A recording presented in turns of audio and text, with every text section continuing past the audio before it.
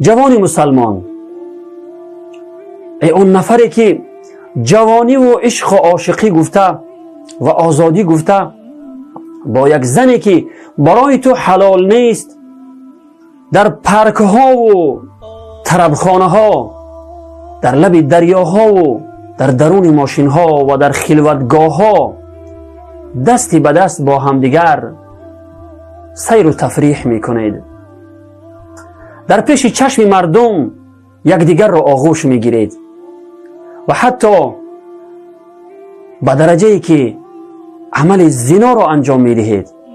خوب به یاد داشته باشید جناب رسول الله صلی الله علیه و سلم درباره این فعل زشت و فحش شما چی میفرماید؟ خوب به یاد داشته باشید جوانان عزیز.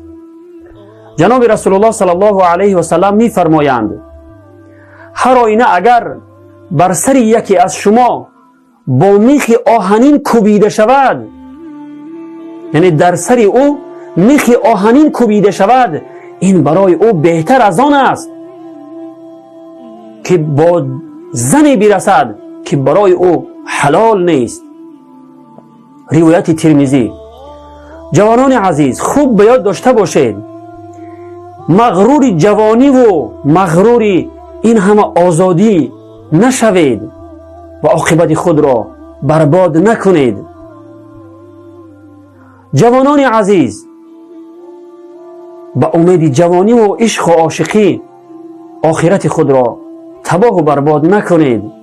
کاری نکنید که دیر یا زود غضب پروردگار به سبب این همه گناهان بزرگی که شما انجام میدهید غضب پروردگار دامنگیر شما شود.